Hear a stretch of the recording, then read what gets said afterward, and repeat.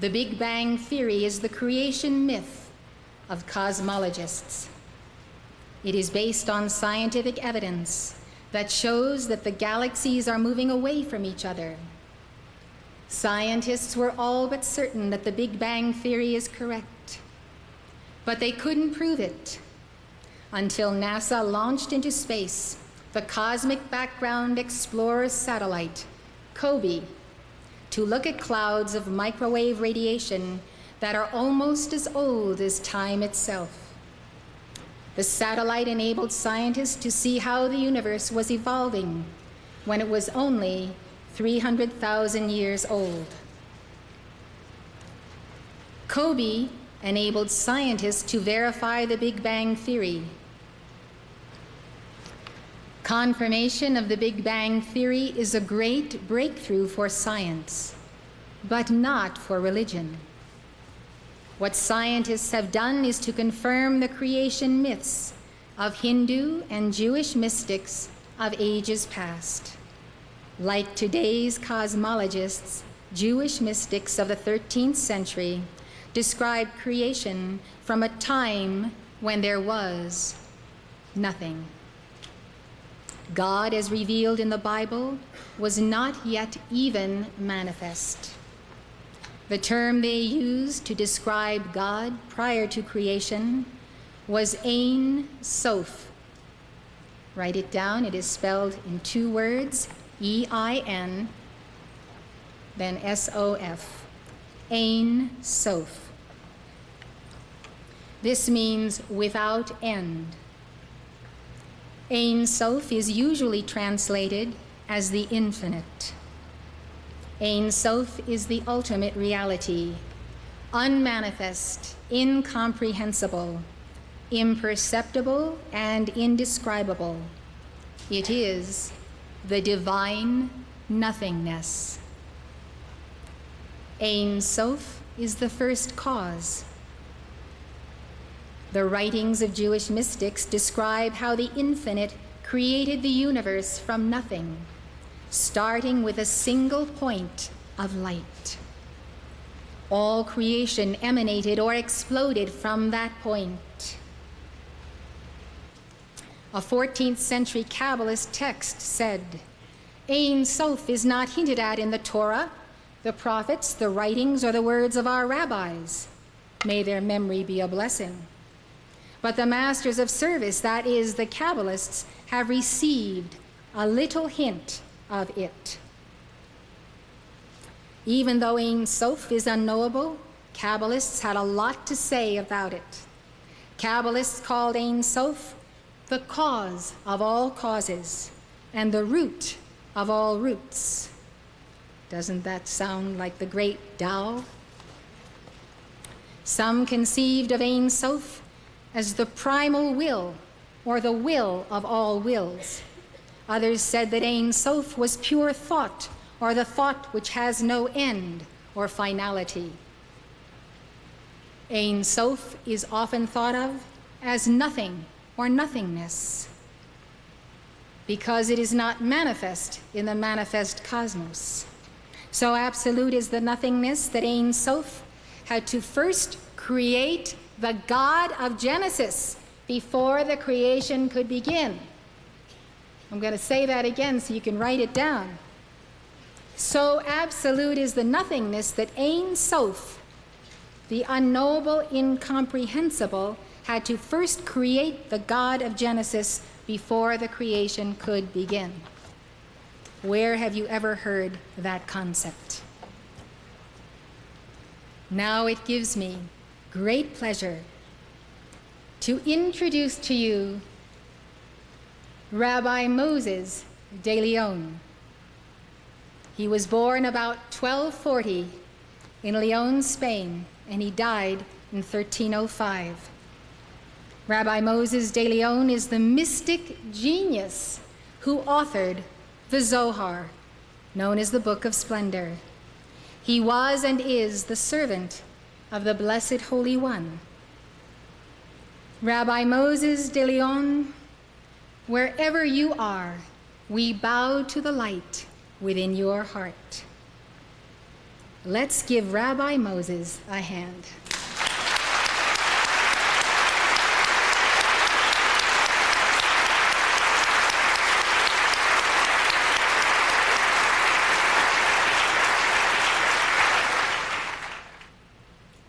The Zohar is an encyclopedia of Kabbalistic thought. Rabbi Arthur Green explains, the Zohar must be viewed as a great compendium of all the Kabbalistic thought that had come before it, reworked and integrated into the author's own all-embracing poetic imagination. Ideas contained in bare hints or clumsy expressions in the generations before him now spring forth full-blown, as it were, as a part of the ancient wisdom. A pseudepigraphical work, the Zohar is attributed to Rabbi Shimon ben Yochai, a 2nd century mystic. Many traditional Kabbalists think the Zohar is indeed a 2nd century work. But through painstaking literary investigation, Gershom Scholem demonstrated that the Zohar was indeed written by Moses de Leon. While scholars are virtually certain that de Leon wrote the Zohar, many of them have wondered whether he had help from higher sources. Rabbi Arthur Green says, one could reasonably believe the author had felt himself possessed by a spirit other than his own as he was writing it. Could de Leon have felt that Rabbi Shimon was speaking through him, that he was the mere vessel the ancient sage had chosen for the revelation of his secrets?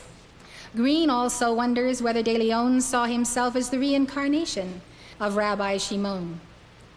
Daniel Matt says, parts of the Zohar may have been written by automatic writing. He also says certain passages in the Zohar are anonymous and appear as utterances of a heavenly voice. From about 1500 to 1800, the Zohar had canonical or near canonical status. According to Charles Ponce, author of the book called Kabbalah, for many centuries it ranked beside the Talmud and the Bible in importance. Today, scholars agree that Moses de Leon was one of the most important figures in the development of the Kabbalah. Therefore, it gives me great joy to introduce the second mystic genius of the Kabbalah, Rabbi Isaac Luria. Isaac Luria. Rabbi Luria was a true servant of the Blessed Holy One even before he was born in Jerusalem in 1534. Rabbi Luria was known as the Ari, an acronym which stands for the Divine Rabbi Isaac. Rabbi Isaac, wherever you are, we bow to the light of Tiferet within you.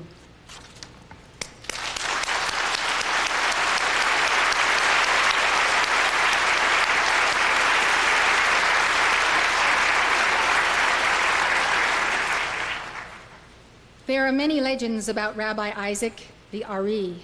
According to Pearl Epstein, before the Ari's birth, his father was visited by the prophet Elijah, who announced, "Through him shall be revealed the teachings of the Kabbalah to the world." He was quickly recognized as a prodigy in the study of the Talmud. Luria was 8 when his father died and his family moved to Cairo. When he was a young man, he obtained a copy of the Zohar and began a multi-year study of the book. When he was not as successful in comprehending its contents as he had originally hoped, Luria set himself on an ascetic course prescribed for him by what he called a heavenly impetus. Retreating in solitude to a small cottage on the banks of the Nile, he spent 5 days alone in constant study and meditation, returning to his family in the city for the Sabbath. Prayer, fasting, and the Zohar remained his only companions for 2 years, at the end of which the prophet Elijah appeared in a vision to initiate him personally. According to legend, Elijah commanded Luria to go to the land of Israel. He arrived in the city of Tzfat. You might as well write this down. It is spelled S-A-F-E-D, but it's pronounced Tzfat. He arrived in the city of Tzfat in 1570. At that time, Tzfat was the home of a thriving spiritual community. According to Pearl Epstein, Tzfat is a natural mystic's retreat, an ethereal town that could just as well have been a tiny Tibetan enclave or the setting for an isolated monastery in the Himalayan foothills, a Jewish Shangri-La. The leading Kabbalists of the time were living in Tzfat. They quickly recognized Rabbi Luria as their teacher. He taught orally in Tzfat for just 22 months and then died suddenly in 1572 at the age of 38. But the writings of his disciples, which summarize his work, cover thousands of pages. Rabbi Luria taught his disciples to cultivate joy and avoid anger. Lawrence Fine, a professor of religious studies, said that according to Rabbi Luria, the joy of performing God's will ought to be regarded as greater than all material wealth. Rabbi Luria was particularly concerned about avoiding the sin of anger. He said that while other sins harm the limbs of the soul, the sin of anger harms the entire soul. Anger also causes the highest level of the soul to leave a person, and that when angry, a person is filled with a strange God. The years of my life have been rich in receiving much instruction from El Morya, as I have been an observer of life and people. I have seen before my very eyes people go into a rage, and in a single rage, literally extinguish the divine spark. That is how grave is the potential for anger in anyone. I have seen individuals go into a rage of anger and lose a portion of the soul, and by repetition over a lifetime, lose their entire soul. Anger is the absolute perversion of the Godhead. Anger can be aggravated and increased by wrong diet, by eating too much meat, too much acidic foods, by a toxic liver.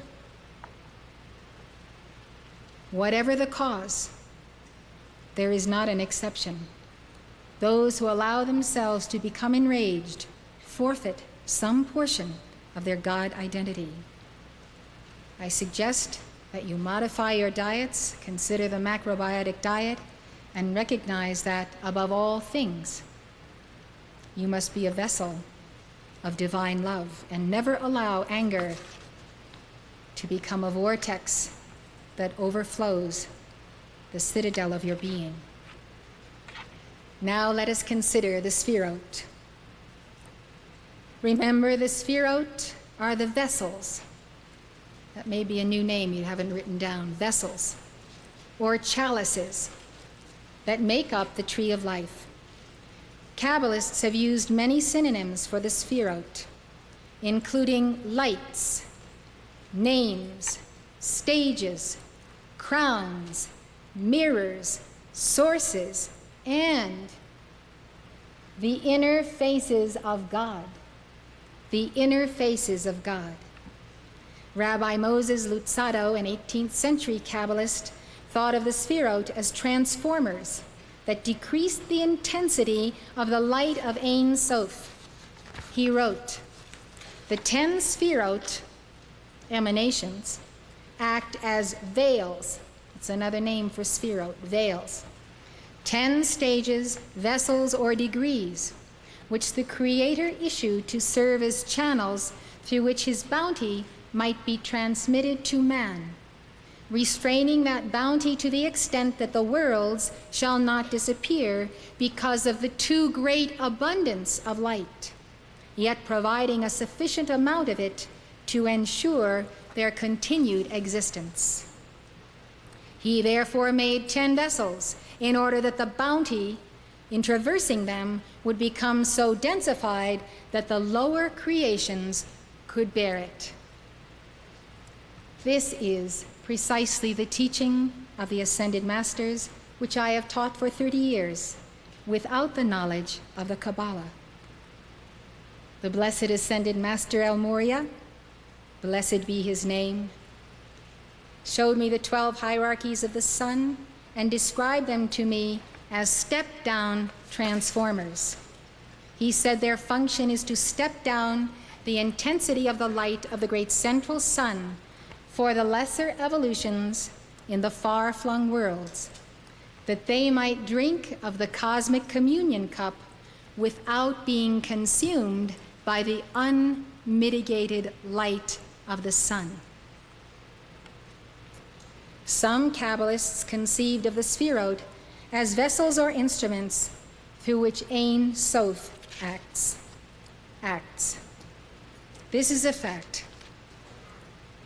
Other Kabbalists thought of the Sphirot as the essence of Ein Sof. This too is fact. According to David Ariel, they adopted this position in order to avoid suggesting that we pray to Sphirot that are different than God. Moses Cordovero thought the Sphirot were God's essence and God's instruments at the same time. You can see that many individuals, many mystics, have put a lot of attention on the Sphirot to define and refine their own conception and hence receptivity to these 10 focuses of God. In either case, Ariel says, the Sphirot are the bridge across the abyss, the connective tissue. Another word, the connective tissue between the infinite God and the finite world. Aren't you glad God made the Sphirot? I'll tell you how I experience the Sphirot. I experience them directly as vortices of living fire. I visualize each of these 10 transformers as guarded by resplendent seraphim who are of the great central sun. These seraphim abide in the presence of God. They are the keepers of the flame of the science of Kabbalah, outpictured in the tree of life. And they are joined by flaming cherubim who guard the way of the door of Malchut. I'll tell you what Malchut is in a little while. They form concentric rings of fire, ring upon ring, as they temper the solar wind to the shorn lambs of God on earth and in other systems of worlds. Wherever God and his sons and daughters meet at the point of Tiferet, there is the tree of life. Now, lest I get ahead of my story, let us look at the chart of the I Am that I Am. This chart will tell you just how you correspond to the I Am that I Am, the Son of God, and the vessels or vortices that are called the Sphirot. Kabbalists made diagrams of the structure of creation as it progressed from Ein Sof down through the Sphirot. A number of different patterns appeared. The most common diagram, which you see on the screen, is called the Tree of Life.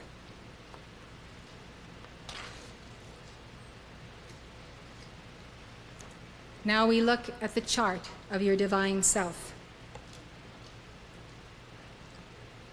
The upper figure is the I Am that I Am, whom you address as your beloved I Am Presence. The I Am Presence is God's presence individualized for you and for every son and daughter of God. It is surrounded by 7 spheres of light that make up the body of first cause, or the causal body. The middle figure is the only begotten Son of the Father, Mother God. This is your inner Christ, who mediates between you and the God of Israel, the I Am that I Am. Jeremiah beheld this mediator in glory and called him the Lord our righteousness. For the Blessed One divides the way between light and darkness, good and evil. This mediator is the voice of conscience. that speaks in the precincts of your heart and soul. Because the Son of God is the light emanation of God, we call him Christ.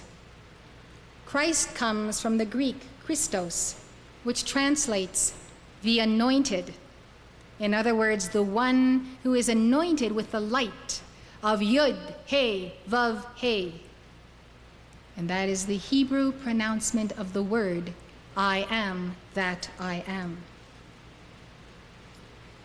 The only begotten Son of God is the universal Christ. That Christ is individualized in the Christ figure shown on the chart, the middle figure. It is individualized for you and me and every son and daughter of God. The Rabbi, Jesus of Nazareth, was the incarnation of that Christ, but he never claimed a unique or exclusive sonship. Rather, he taught that every son and daughter of God must become one with the Christ as he had. He came to show the way of the restoration of the soul to the plane of the Son, called Tiferet in the Kabbalah. He told his disciples, "He that will drink from the same fount of the universal Christ from which I have drunk shall be as I am." The mediator is called the Holy Christ Self. The lower figure that you see in the chart consists of the soul, clothed in the garments of the four lower bodies. What we understand in this chart, which we also call the tree of life, even as the chart of the Kabbalah is called the tree of life, is the point of light that is I am that I am, that is the point of the release of light, of Ein Sof. That is the highest manifestation of light. It is written in the Old Testament, "No man can see God and live." Mark Prophet said that meant no man can see God and still live as man. If he survives the experience, he will be God in manifestation. So is the power of the transforming light. So we see this is the presence of absolute God in the I am that I am. We are not ready to stand in that presence, but we are getting ready, right? Yes. We are getting very ready, and as we get ready, that presence draws closer and closer to us until the day and the hour comes when we are called for that union with that God. So this is what the Kabbalists saw. They saw the Sphirot as stepping down the light of the Absolute. So the Absolute God and the human have no contact except through the mediator who is the Son of God, who is Tiferet in the Kabbalah. Jewish mysticism acknowledges Tiferet as the Son of God, and they call him the Son of God. They simply do not call him Jesus Christ. They call him simply the Son of God. So we will continue with our understanding that the I am that I am is stepped down to the level of the Christ, but now we will understand that there are stages and degrees of this stepping down process.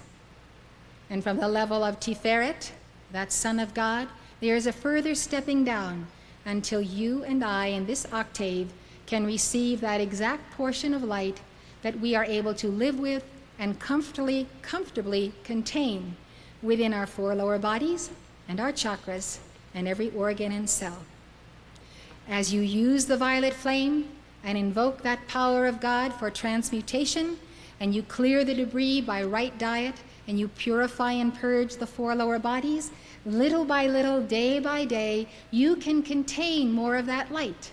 So the mediator of the Christ is the regulator, constantly regulating.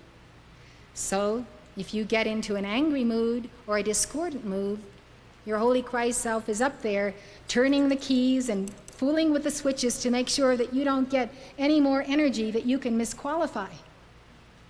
Because your Holy Christ Self is doing you a favor The more energy you have and the more energy you misqualify, the more karma you make. So the Holy Christ Self is the mediator protecting you. So the Holy Christ Self has been doing that for a long time. And we can see in the bodies of people today how many people are yearning for greater strength, greater vigor, greater energy to do what they want to do. And you'll have that greater strength and energy when you obey the laws of God, bank the fires of the heart, and use all the energy at your disposal for good works. When your Holy Christ Self and your I Am Presence can trust you to be consistent and constant, constantly harmonious, unmoved, using the commanding presence of Jesus, peace, be still, and know that the I Am that is God is in me. When you can be counted on not to be moved, you will have access to the Infinite One. It's a great goal to work for, and you can achieve some of it every day. Gain ground and keep it. Never a backward step, right? The Big Bang applies to the origin of the physical universe, but that's only the beginning, or should I say the ending. Before the physical universe was born, there was a Big Bang that created the spiritual universe. Let's talk about the Big Bang as it applies to the I Am Presence and to the avatars and the Holy Ones of God, the founders and key figures of the world's major religions, to name a few. Lord Krishna, the Vedic seers, Enoch, Abraham, Melchizedek, Moses, Zarathustra, the Yellow Emperor, Lao Tzu, Confucius, Gautama Buddha, Padma, Sambhava, Elijah, Elisha, John the Baptist and Jesus Christ, John the Beloved, the Apostle Paul, and Mohammed. Not only are they among the great mystics of all time, but every one of these beings initiated a spiritual cosmos. This is the great revelation that beloved El Morya gave to me yesterday. Each one of these individuals and others like them is the Big Bang. And here's how. When they came forth into physical manifestation, there was an explosion of light that has never ceased. Just as the universe has never ceased to expand, their light has never ceased to ripple out in concentric rings. And that is what the God-man, or the God-womb man, who has attained mystical union with God, brings to a planet. Such souls are spiritual novas. The reason that we literally worship these beings is because each one is a sun center, a son of the great central sun. Such individuals are either born with or do attain in life the full manifestation incarnate in them, not only of the Christ self, but of the I Am that I am. So they are a sun center. They are the center of their mighty I Am presence. And they are a son, S-O-N, of the great central sun, S-U-N. That means each one is a sun. Every one of them is an S-U-N of the great central sun, and also a sun, an S-O-N of the sun. And that sun that is God in the heart of the universe. Why do we give mantras invoking the name and the being of Shiva or Krishna or Gautama Buddha or Jesus Christ? We pray to them because they are a living God reality. They are the manifestation of God. And as long as the universe is expanding, their rings of light of their causal body are expanding too. This is why it is such a tremendous experience to give the mantras to these truly God-realized beings, east or west. We tie into the original point of light, of the avatar's release of light, and to every photon of light that has gone forth from them in the present hour when we give a mantra that embodies their name. This is what the ashram rituals are all about. As we are tied together by this great web of light, the great Antakarana of the cosmos, and when we give a mantra, it quivers the whole Antakarana. And everywhere in cosmos where there is one of these beings who are suns in themselves, they amplify. They're not step-down transformers, they're step-up transformers. Actually, they do both. But they're stepping up our mantra and giving it back to us, multiplied by the power of their causal body.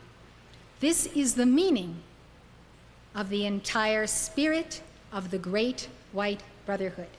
When we say that in every decree, we're talking about the spirit united of all these beings who are the sons, and then of all of us who are their chelas, their disciples. And we are tied to their hearts, not by our attainment, but by their attainment and sponsorship. And they keep us tied because we keep striving to be their true disciples day by day. So of course, when you are tied to the sun, you have the greatest opportunity to become the sun. And that's the great mystery of Hinduism itself, the recognition of God in manifestation.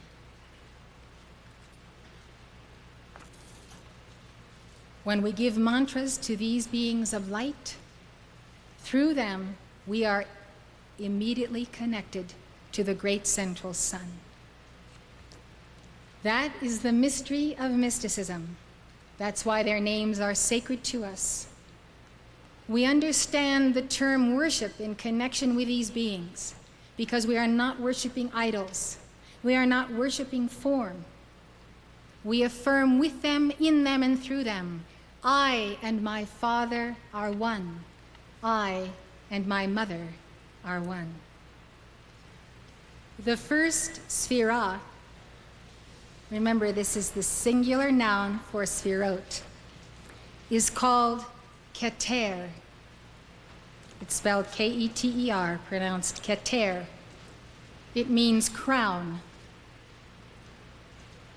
As you can see on the slide, Keter is the highest sphira on the tree of life. Keter is co-eternal with and identical or nearly identical to Ein Sof. Like Ein Sof, Keter was conceived of as nothing, even as it was conceived of as will.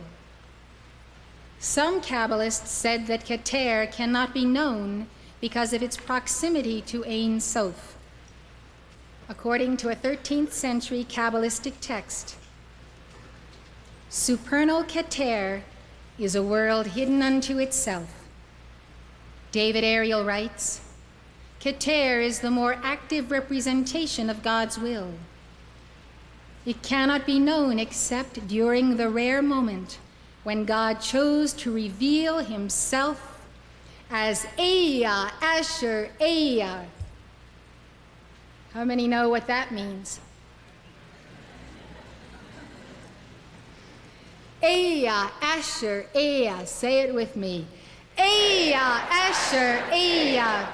Eya, Asher, Eya. Eya, Asher, Eya.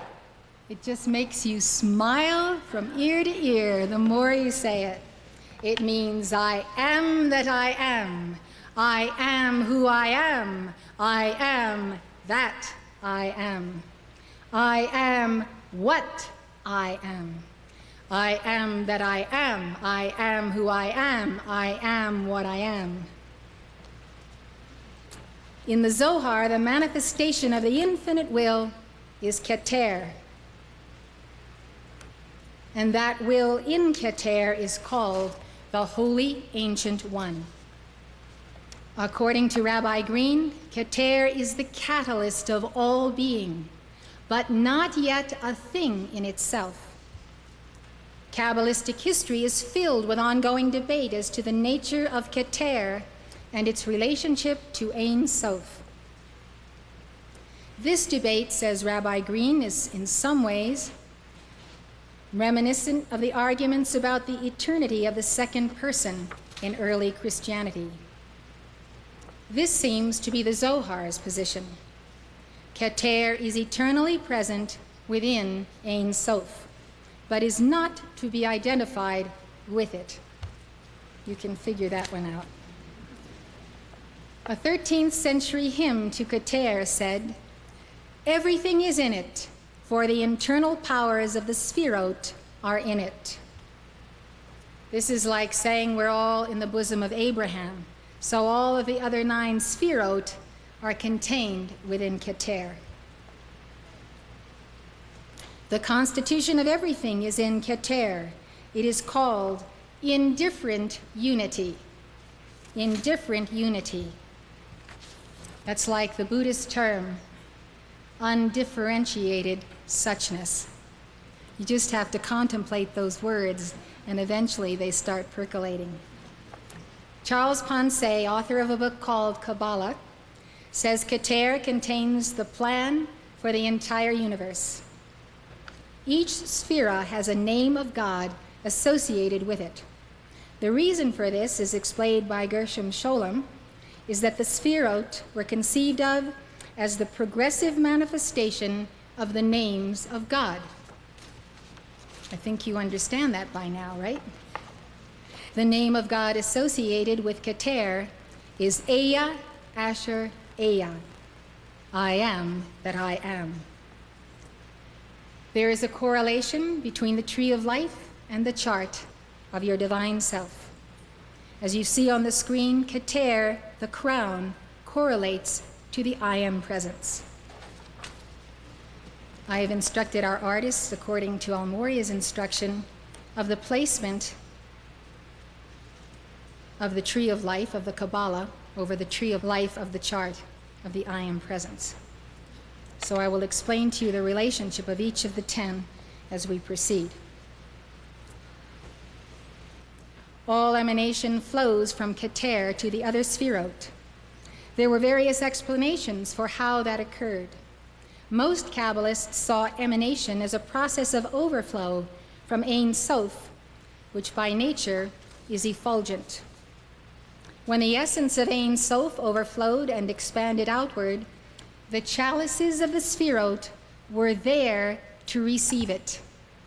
Can't you see all these wonderful chalices in a great fountain in Rome where the waters are coming down and they go into the first Sphirot and then the next levels and the next levels, and the fountains keep going?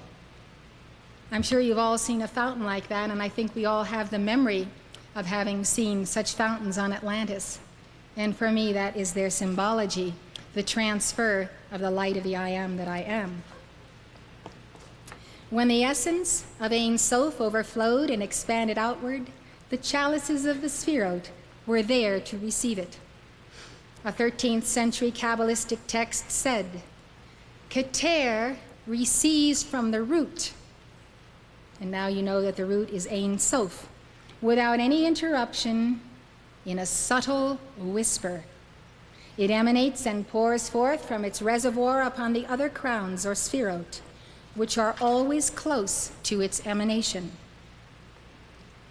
The Zohar described emanation proceeding from a complex pattern of interaction between Ein Sof and Keter. You might say that Ein Sof is the sun behind the sun of your mighty I am presence. David Ariel explains, Ein Sof emanates its essence upon Keter and activates it. Without Ein Sof, Keter, or the I am presence, wouldn't be activated. Keter, in turn, turns back to Ein Sof to draw down further essence, thereby linking them together. So Ein Sof gives to Keter, then Keter reflects back to Ein Sof. So this is forming a linkage. Likewise, we form our linkage to God. God gives to us, we give back to him. Now this is very interesting. Listen closely. As Keter turns back to reflect its light toward Ein Sof, its source, it strikes a barrier, a curtain. Why? Because Keter is of a lower vibration than Ein Sof. So it cannot cross that barrier like the veil that hung between the Holy of Holies of the high priest and the outer court. So Keter cannot get back inside of Ein Sof. It strikes a barrier, a curtain, that stands between it now and Ein Sof. The barrier then reflects the light of Keter back to it. Did you get that? And creates the second sphera. Ein Sof gives light to Keter. Keter gives it back to Ein Sof, strikes the curtain throws it back, and creates a new sphera. The process of emanation and reflection creates the 10 sphirot. Some Kabbalists saw emanation as a process in which Ein Sof voluntarily limited its own infinity in order to create the finite world. Moses Luzzatto wrote, "When there arose in the Creator's most pure and simple will the desire to manifest creation, which was to receive his light in measured and limited proportion, he emanated his light in a successive pattern of descending degrees until the present creation came into being. He did this both by concealing his infinite, immeasurable light and by concurrently extending it and sending it forth. By this process of extension, which signifies delimitation, the Sphirot came into being." David Ariel says that Kabbalists explain the process of limitation by drawing an analogy to the sun. He writes, "The radiant light of the sun shines endlessly due to its great power and brilliance. Nothing could be seen, however, unless the unbridled light of the sun is restricted, allowing for the emergence of shapes, contours, and details. In the same manner, the radiance of Ein Sof must be contracted and limited through the emanation of Keter, a channeling of the infinite mind and will into the more defined thought and will. Keter is the means by which the infinite God makes all other creations possible. It is the transition between God's infinity and the finite world." Now I will give you the names for the 9 Sphirot. Those of you who can see a screen will see the names written.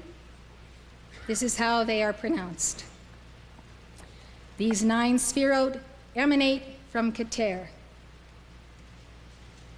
Chokhmah, wisdom. Binah, understanding. Chesed, love. Gevurah, power. Tiferet, beauty. Netzach, triumph. Hod, majesty. Yesod, foundation. And Malchut, kingdom. Malchut is also known as Shekinah, or the presence of God. In Kabbalah, Shekinah is the feminine aspect of God. Malchut, Shekinah, receives and absorbs the qualities of the other Sphirot. It is the vessel through which the other Sphirot act. Malchut is the most accessible aspect of God's being. Now, if you will look at the chart on the screen, you will see Malchut is the very bottom. Now, if we can have the tree of life of the Zohar superimposed on the chart of the presence, I will show you the meaning of Malchut. According to David Ariel, this Sphirah is the one that is most frequently known to man and the one most aimed at in prayer. Now you see that I have located it precisely at the base of the spine chakra of the lower figure in the chart. Malchut is feminine, is the Divine Mother, and is the one who affirms, "I am the open door which no man can shut." And the meaning of that statement in the book of Revelation is, no man can shut the door to the Divine Mother except you, the individual. That door will not be closed by God It can only be closed by you maintaining a wrong vibration. So we will come back to an analysis of the other sphirot, but I wanted you to see that. And the name that I've been referring to as Tiferet is in the very center, midpoint between the top, Keter, and Malchut at the bottom. And that is Tiferet, the Son of God. Malchut is the funnel through which the divine essence, carried along through the vessels of the sphirot, overflows upon man and the world. By the sacred fire of the Divine Mother raised up equally in all the 7 chakras, we are blazing sun centers of the 7 rays, sending forth that light to the 7 planes of the world. Every one of your chakras is like a sphira. It has a different vibration, it is in a different plane of consciousness, it is for a different function, and we learn in Hinduism the meaning of this by the numbers of the petals that are on that chakra. The numbers of the petals determine its frequency of vibration. So our chakras are step-down transformers for our 4 lower bodies and for the entire earth body. So the energy that energizes the 7 chakras comes from Keter, the mighty I Am Presence at the top of the tree of life, and from Malchut, the Divine Mother, at the bottom of the chart. When you have the flow descending and ascending, you have the union of these 2 forces in your body temple, and that should be your goal in life. This overflow through Malchut creates the worlds below God and gives substance and sustenance to humanity. Jesus Christ made a statement which comes clear to us in its mystical sense at this time. You can be sure that Jesus knew the profound teachings of the Kabbalah and that he taught them to his innermost circle. He said, "Except ye eat the flesh and drink the blood of the Son of God, you have no life in you." He said, "Without me, you can do nothing." Jesus had total identification with the Son of God. He was the Word incarnate. He was the incarnation of the I Am that I Am. He was the incarnation of the Son of God, Tiferet. And he was the embodiment of the Divine Mother. He had full attainment on all of these levels. So when Jesus says me, he's not talking about the human Jesus, although the divine is fully integrated with that human. He is talking about the light that is flowing through him. And the me he is talking about is the same God that is in himself and that is in you and me.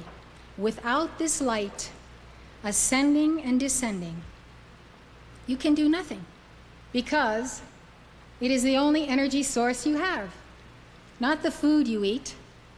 That's why he said man shall not live by bread alone, but by every word that proceedeth out of the mouth of God. When you look at all those God manifestations in the avatars and you say mantras to them, you are living by the word that proceeds out of their mouth. That's what we live by. So we need to understand where the flame comes from, how it is qualified by God for us in these 7 planes of being, and what we must do to hold the balance for it, and then become sun centers ourselves to direct that light to all. That is our goal as mystics. By means of this emanation, which is channeled across the abyss, from God to man through this sphera, individuals are able to retrace the path to God and bridge the abyss. We're talking about Malchut, the lowest one on the chart. The abyss. By means of Malchut, who is the divine feminine, we cross the abyss of the astral plane of death and hell. That is why it is so essential that we acquaint now ourselves with the Divine Mother and become her devotee and her manifestation. Because when we are one with the Divine Mother, we cross the abyss, we help others to cross the abyss. Knowledge of how God conveys his essence to the world through Malkut provides the key to unraveling the mystery of how one can bridge the abyss. To paraphrase the Neoplatonist Plotinus, everything comes from the one, and everything returns to the one. If Malchut, or shall we say God as Malchut, had not descended to that level, to the very base of the spine as the mother chakra, we could not have taken incarnation and have the potential for God realization. This is the tremendous mercy of God to allow the Divine Mother to descend to that level, and so her wellspring is springing up within us continually. According to Gershom Scholem, the term kingdom refers to God's dominion or power in the world. As I said earlier, Malchut receives and absorbs the qualities of the other Sfirot. It is the vessel through which the others act. It reflects all aspects of divinity. As all aspects come from Keter, so all aspects are reflected back into the world and to Keter through the Divine Mother. This is what makes me so profoundly sad about Protestantism, that the Mother is nowhere present. And the devotion, the veneration to the Blessed Mother of Jesus is not taught. There's no real understanding of the Divine Mother, much less a consideration of our great need for her. Recently, I was lecturing at a Rotary Club in Montana, and I spoke about the tremendous need for the Divine Mother in the person of the Mother of Jesus in our society at the time when women are having abortions, destroying their young, when women are being raped,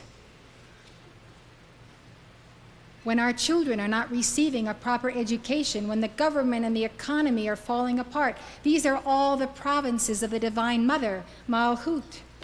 When health care is becoming so expensive as to almost bankrupt a nation, and no one can figure out how to extend health care to everyone. All these things are the functions of the Divine Mother coming forth from the white sphere and the fourth ray of the base chakra. When you exclude the Divine Mother, you are excluding that wellspring of life. I don't know how the world is going to solve its problems if the whole world does not become a devotee of the Divine Mother in this age. According to Gershom Scholem, God reaches his complete individuation through his manifestation in Malchut. Here he is called I. This conception is summed up in the common statement that through the process of emanation, nothingness, Keter, changes into I, personhood. We go from the impersonal impersonality of God, as Saint Germain charted this, at the very top on the north side, to the personal personality. Keter, the absolute impersonal. Malchut, the absolute personal. Malchut is known as the daughter of the king. She is the bride, the mother, and she is the entire community of Yisrael. As I was saying, the entire body of God. This mother manifests through the whole body of God of the cosmos. Mother is community.